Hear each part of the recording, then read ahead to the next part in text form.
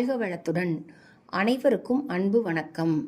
எல்லாம் வல்ல இறைவனின் திருவடிகளை போற்றி பணிந்தும், யாதும் ஊரே யாவரும் கேளிர், தீதும் நன்றும் பிறர் தரவாரா என்கின்ற கணியன் பூங்குன்றனாரின் நிறைமொழியோடும் இன்றைய சிந்தனை பதிவினை வழங்குகின்றேன். இன்று நாம் காணவிருக்கும் பதிவின் தலைப்பு சண்டிகேஸ்வரர் அறிமுகப் பதிவு. 63 நாயன்மார்களில் மிக மிக தொன்மையான நாயனார் என்ற சிறப்புக்கும் பெருமைக்கும் உரிய நாயனார் சண்டேசுவர நாயனார். இந்த நாயனாரைத்தான் சண்டிகேஸ்வரர், சண்டேஸ்வரர், சண்டீசர், தண்டீசர் என்று பல பெயர்களில் இன்று நாம் வழிபட்டு வருகின்றோம். அனைத்து பழமையான சிவன் ஆலயங்களில் கருவறை சுற்றுப்பிரகாரத்தில் மூலவருக்கான அபிஷேக நீர் வழியும் கோமுகம் அமைந்திருக்கும் இடத்திற்கு அருகில் இருக்கும் சிறிய சன்னதிதான் சண்டிகேஸ்வரர் சன்னதி. மூலவருக்கு அர்ப்பணிக்கப்படும் அனைத்து அபிஷேக ஆராதனைகள் சண்டிகேஸ்வரரிடம் சென்று அடைகின்றது அல்லது ஒப்படைக்கப்படுகின்றது. பக்தர்களின் அன்பு காணிக்கைகளை, பொருத்தமான கோரிக்கைகளை செவிமடுத்து அவைகளை சிவபெருமானிடம் கொண்டு சேர்ப்பதுதான் சண்டிகேஸ்வரருடைய முக்கிய பணி. எனவேதான் பண்டை காலங்களில் சிவன் ஆலயத்திற்கு தானம் அல்லது கொடை கொடுக்க விரும்புவோர் தங்களின் அசையும் அசையா சொத்துக்களை சண்டிகேஸ்வரரிடம் ஒப்படைப்பதாக பத்திரம் எழுதி வைத்தார்கள். எனவே அனைத்து சிவன் ஆலயங்களிலும் கண்டிப்பாக இடம்பெற வேண்டிய முக்கிய சன்னதி சண்டிகேஸ்வரர் சன்னதி என்றும் தெரிந்து கொள்ளுங்கள். மூலவரை தரிசித்து முடித்த பக்தர்கள் பிரகாரத்தை வலம் வரும் பொழுது இந்த சன்னதியை வழிபடுவார்கள். சண்டிகேஸ்வரர் வழிபாட்டிற்கு பிறகுதான் ஆலய வழிபாடே பூர்த்தி அடைகின்றது என்றும் கூறலாம். இந்த சந்நிதியில் சிவயோக நிலையில் வீற்றிருக்கும் சண்டிகேஸ்வரர் மூலவர் இருக்கும் திசை நோக்கி, அதாவது தென் திசை நோக்கி அமர்ந்திருப்பார். இன்றைய காலகட்டத்தில் உண்மை ஆன்மீகம் குறித்து மக்களிடையே போதுமான விழிப்புணர்வு இல்லாத காரணத்தினால் கை தட்டுவது, சொடுக்கு போடுவது, நூலிலேயே சிலையின் காதில் நுழைப்பது போன்ற எண்ணற்ற மூட பழக்க வழக்கங்களை சண்டிகேஸ்வரர் சன்னதி முன்பாக சிலர் செய்கின்றார்கள். நன்மை செய்யாவிட்டால் கூட குற்றம் இல்லை. நன்மை செய்வதாக கருதி கொண்டு தீங்கான செயல்களை செய்வது மிகப்பெரிய குற்றம் மற்றும் கொடிய பாவம். மக்கள் ஏன் இவ்வாறான மூட பழக்க வழக்கங்களுக்கு அடிமையானார்கள்? பயன் நோக்கங்களுக்காக வாழத் துவங்கி அடிமையானார்கள். உதாரணத்திற்காக நிகழ்ந்த ஒரே ஒரு உண்மை சம்பவத்தை கூறுகின்றேன். ஒருவன் கோயிலுக்கு சென்று சாமி தரிசனம் செய்கின்றான். தரிசனம் முடிந்ததும் சூடான, சுவையான, மணமான சர்க்கரை பொங்கல் பிரசாதமாக வழங்கப்படுகின்றது. அதீத பசியில் இருந்த அவன் பொங்கலை கைகளில் பெற்று விழுங்கினான். பிரசாதத்தை ருசித்து சாப்பிட்டு முடித்த பிறகு கை கழுவ தண்ணீரை தேடினான். கிடைக்கவில்லை.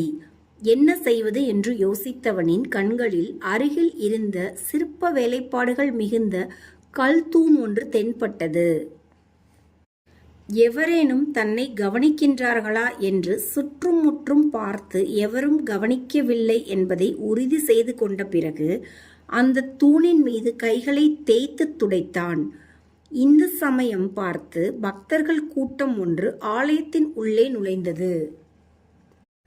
பிரசாதம் உண்ட தன் கைகளை தூணில் துடைப்பதை பிறர் கவனித்து விட்டார்கள் என்பதை குறிப்பால் உணர்ந்த அவன் தன் இழிவான செயலை மறைப்பதற்காக தூணில் துடைத்து எடுத்த கைகளை கொண்டு கன்னத்தில் போட்டுக்கொண்டு கைகளை தலைமேல் குவித்து தூணையும் வணங்கினான். பிறகு அந்த தூணினை 3 முறை வலம் வந்து கீழே வீழ்ந்து வணங்கினான். இவனுடைய இந்த வித்தியாசமான செய்கைகளை பார்த்த பக்தர்களுக்கு எதுவும் புரியவில்லை. எனவே அவர்கள் அவனிடம் சென்று ஏன் இவ்வாறு செய்கின்றீர்கள் என்று கேட்டனர். அட, உங்களுக்கு தெரியாதா? இந்த தூண் மிகவும் சக்தி வாய்ந்த தூண். இந்த தூணில் 33 கோடி தேவர்கள் உரைகின்றார்கள். செல்வத்தை தரும் குபேரன் கூட இதில்தான் வாசம் செய்கின்றான். இந்த தூணை வழிபட்டு 3 முறை வலம் வந்தால் நம்முடைய பொருளாதார தேவைகள் அனைத்தும் உடனடியாக நிறைவேறும். அனைத்து வேண்டுதல்களும் உடனடியாக பலிக்கும் என்று ஒரு பிரம்மாண்டமான பொய்யை அல்லது புனைவினை கூறினான். அவன் கூறியது மெய்யா பொய்யா என்பதை பகுத்தறியாமல் பக்தர்கள் தூணினை மொய்த்தார்கள். வழிபாடுகளும் களை கட்டியது. அன்றைய தினம் முதல் தூணிற்கு சிறப்பு வழிபாடுகள் தடபுடலாக நடக்கத் துவங்கின. மூலவர் சன்னதியில் கூட்டம் குறைவாகவும் கல் தூணை சுற்றிலும் கூட்டம் அதிகமாகவும் காணப்படுவது வழக்கமாகிவிட்டது. சில காலம் கழித்து கோவிலின் பெயரை மாற்றம் பெற்று கற்பக கல்தூண் கோவில் என்றும் ஆகிவிட்டது. முதலில் வந்த அந்த நபர் கட்டி எழுப்பிய புனைவுகளுக்கு மேலே பல அடுக்கடுக்கான புனைவுகளை பலர் உருவாக்கி ஒரு அழகிய கற்பனை கட்டிடத்தை கட்டிவிட்டார்கள். நெடு நாட்களுக்கு பிறகு ஆலயத்திற்கு மீண்டும் வந்த அந்த முதல் நபர் தூணின் முன்பாக இருந்த கூட்டத்தை கண்டு அதிசயித்தான். மனதிற்குள் நகைத்தபடியே அங்கிருந்து நழுவிவிட்டான். இச்சம்பவத்தை இங்கு நகைச்சுவைக்காக கூறவில்லை. இது போன்றுதான் சில விஷமிகள் வழிபாடு என்ற பெயரில் பரப்பிச் செல்கின்ற மூட பழக்க வழக்கங்களை ஏன் எதற்கு என்று ஆராயாமல் கண்மூடித்தனமாக மக்கள் பின்பற்றுகின்றார்கள். ஏனென்றால் ஆலயம் செல்வதே நாம் நம் பயன் நோக்கங்களை தேவைகளை நிறைவேற்றிக் கொள்வதற்காகத்தான் என்று மக்கள் முடிவு செய்துவிட்டார்கள். இவ்வாறாக யாரோ சிலர் பரப்பிய தவறான வழிபாட்டு சடங்குகளை சண்டிகேஸ்வரர் சன்னதியிலும் சிலர் செய்கின்றார்கள். இது முற்றிலும் தவிர்க்கப்பட வேண்டிய வழிபாட்டு முறை என்று புரிந்து கொள்ளுங்கள். ஆழ்ந்த சிவயோக நிஷ்டையில் இருப்பதாக கருதப்படும் சண்டிகேஸ்வரர் சன்னதி முன்பாக நின்று கொண்டு கைத்தட்டி சப்தம் எழுப்புவது என்பது சிவ நிந்தனை என்றும் புரிந்து கொள்ளுங்கள். இம்மாதிரியான முறைகேடான வழிபாடுகளை இனி நீங்கள் செய்யாதீர்கள் என்றும் தாழ்மையுடன் கேட்டுக்கொள்கின்றேன். மிக மிக உயர்வான சண்டிகேஸ்வரரை செவிட்டு சாமி அல்லது செவிட்டு பிள்ளையார் என்று பெயரிட்டு அவருக்கு காது கேட்காது என்று கூறி அவர் சந்நிதி முன்னே நின்று கை தட்டுவது, சொடக்கு போடுவது, காதுகளில் நூலியை நுழைப்பது போன்ற அவலங்கள் ஆங்காங்கு நடந்து வருவதை நான் நேரில் பார்த்திருக்கின்றேன். மக்கள் இவ்வாறான தவறான பாதையில் பயணிக்க கூடாது. முறையான புரிதல்களுடன் உண்மை வழிபாட்டினை மேற்கொள்ள வேண்டும் என்றும் விரும்பினேன். இந்த விருப்பத்தின் காரணமாகத்தான் சண்டிகேஸ்வரர் குறித்த உண்மை செய்திகளை தொடர் பதிவுகளாக தொகுத்து வழங்குவது என்றும் முடிவு செய்தேன். சண்டிகேஸ்வரர் குறித்த உண்மை வரலாற்று செய்திகளை சேக்கிழாரின் பெரிய புராணத்தை அடியொற்றி வழங்குகின்றேன். சண்டிகேஸ்வரர் குறித்து பகிர வேண்டிய செய்திகள் ஏராளமாக இருப்பதால் சிறு சிறு தொடர் பதிவுகளாக தகவல்களை தருகின்றேன்.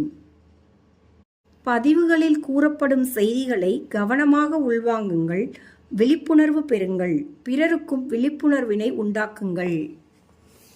உண்மை வரலாற்று நிகழ்வுகள் அடுத்தடுத்த தலைமுறையினருக்கு சென்றடைய வேண்டும் என்பதில் மிக உறுதியாக இருங்கள்.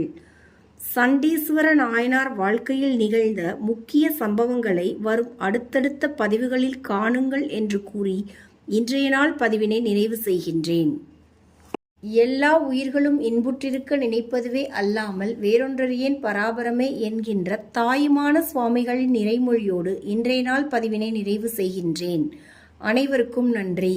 வணக்கம். வாழ்க வளத்துடன்.